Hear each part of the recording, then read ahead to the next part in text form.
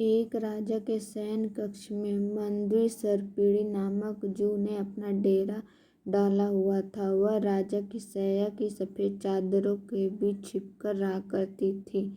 राजा जब रात को सो जाता तो वह चुपके से बाहर निकलती और राजा का रक्त पीकर वापस चादरों के बीच छुप जाती।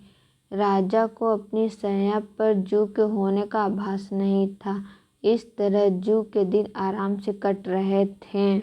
एक दिन कहीं से अग्निमुख नामक खटमल उस शयन कक्ष में घुस आया। उस पर दृष्टि पड़ते ही जू ने उसे भगाने का प्रयास किया। वह उसके कारण किसी विपत्ति में नहीं पड़ना चाहती थी, किंतु खटमल कहाँ आसानी से मानने वाला था। वह मधुर वाणी में जू से बोला, मंदी सर्पिणी बहन, कोई अपने शत्रु का भी इस तरह अपमान नहीं करता जिस तरह तुम मेरा कर रही हो। मैं तो तुम्हारा मेहमान हूँ, पहली बार तुम्हारे डेरे पे आया हूँ।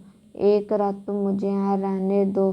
तुम तो रोज यहाँ के राजा के मीठे रक्त का पान करती हो, आज मुझे भी थोड़ा स्वाद ले लेने दो।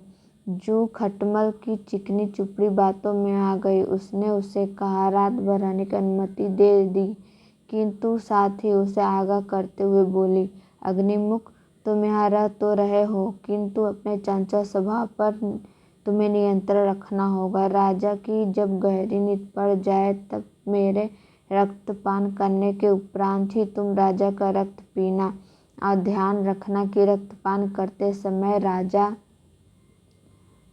राजा को कोई पीड़ा न हो, अन्यथा हम दोनों मारे जाएंगे। खटमल ने जू को वचन दिया कि जब तक वह राजा का रक्तपान नहीं करती वह भी नहीं करेगा और किसी भी तरह से राजा को कष्ट नहीं पहुंचाएगा। उन दोनों का वार्तालाप समाप्त हुआ था कि राजा शयन कक्ष में आ गया और दीपक बुझाकर चादर तानकर सो गया।